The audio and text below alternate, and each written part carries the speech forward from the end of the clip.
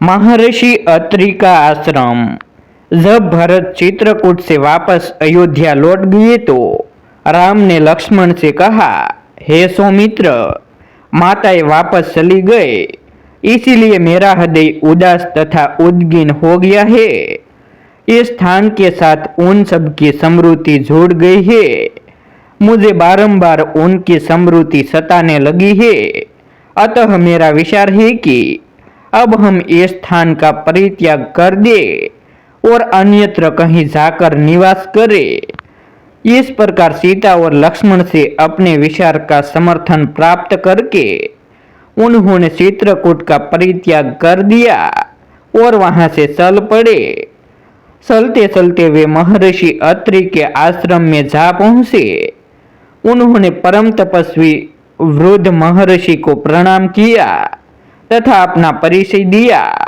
महर्षि अत्रि ने उनका स्नेहपूर्वक स्वागत किया।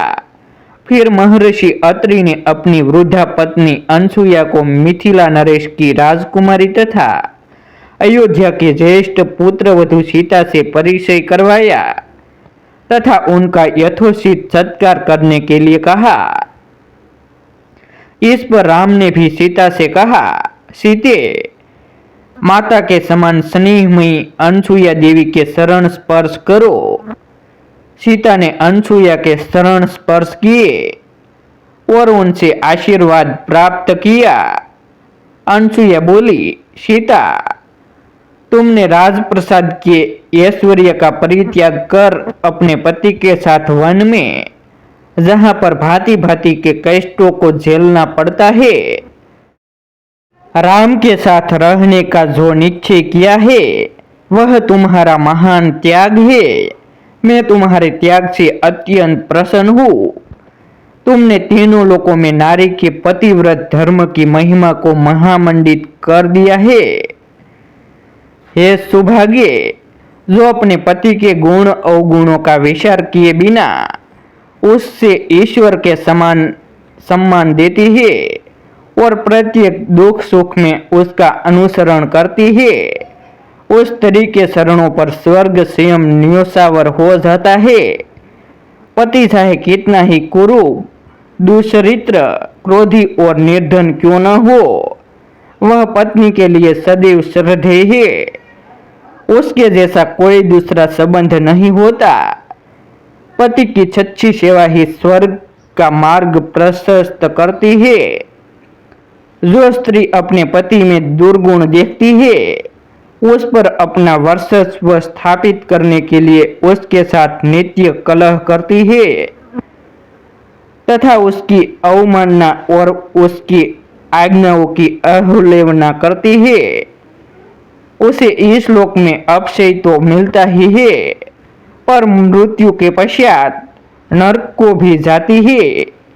तुम स्वयं समस्त शास्त्रों को जानने वाली हो तथा अपने पति की अनुगामिनी हो, अतः तुम्हें तो किसी प्रकार की शिक्षा देने की आवश्यकता ही नहीं है। तुमने अपने कर्तव्य पालन करके तीनों लोकों में कीर्ति प्राप्त की है। मेरा आशीर्वाद है कि तुम्हारी बुद्धि सदा इसी प्रकार निर्मल बनी रहे। देवी अनसुया के इन उपदेशों को सुनकर सीता बोली, यारिया, आपके उपदेश मेरे लिए अत्यंत महत्वपूर्ण है। मेरी माता और सास ने भी मुझे यही शिक्षा दी है कि पति स्त्री का गुरु, देवता और सर्वस्व होता है। अब आपके द्वारा दी गई शिक्षा को भी मैंने हृदयंगम कर लिया है। मैं आपको विश्वास दिलाती हूँ कि पति का अनुगमन ही मेरे जीवन का एकमात्र लक्ष्य है और मैं कभी इस मार्ग से विचलित नहीं होऊंगी। सीता के वचनों को सुनकर अनसुया ने कहा, पुत्री, मैं तुझसे बहुत प्रसन्न हूँ। अपनी इच्छा अनुसार कोई वर मांग। मैं वनवासिनी अवश्य हूँ, किंतु देवी शक्ति से किसी भी मानव की मनोकामना पूर्ण करने में समर्थ भी हूँ। सीता बोली, माता, मैं पूर्णतः संतुष्ट हूँ। आपने मुझ पर असीम कृपा की है, यही मेरे लिए यथेष्ट है। इस पर प्रसन्न होकर अनसुया ने कहा, हे जानकी, तुम सदा सौभाग्यवती रहो। यद्यपि तुमने कुछ भी नहीं मांगा है, तथापि मैं तुम्हें यह दिव्य माला देती हूँ।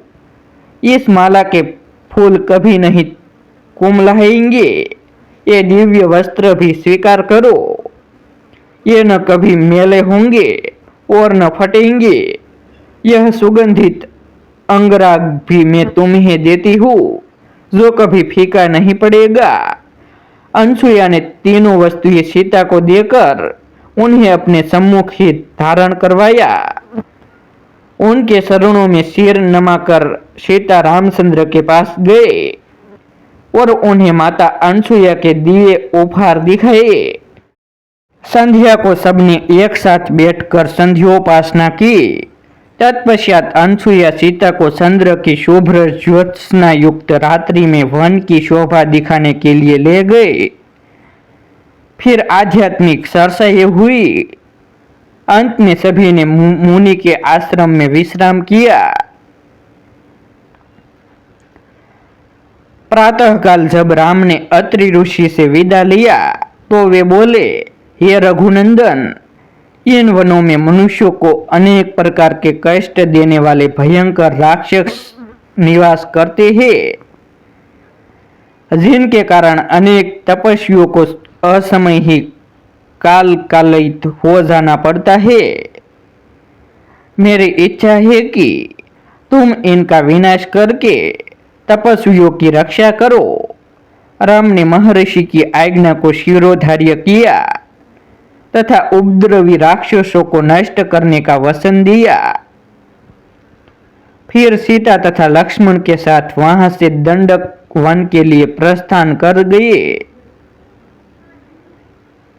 ऐसे ही नए नए जीवन उपयोगी, जीवन में कुछ नया करने की प्रेरणा मिले, धार्मिक आध्यात्मिक कहानियाँ, रामायण की कहानी, महाभारत की कहानी, पौराणिक कथा, ऐसे ही नए नए वीडियो सुनने के लिए हमारे YouTube चैनल सब्सक्राइब करें, वीडियो को लाइक करें और अपने मित्रों के साथ शेयर करें। फिर मिलते हैं एक नई स्टोरी के साथ। आभार। रामायण का अगला भाग देखने के लिए हमारे YouTube चैनल अवश्य सब्सक्राइब करें और कमेंट में जय श्री राम अवश्य लिखें, ताकि हमें ऐसे वीडियो बनाने की प्रेरणा मिले।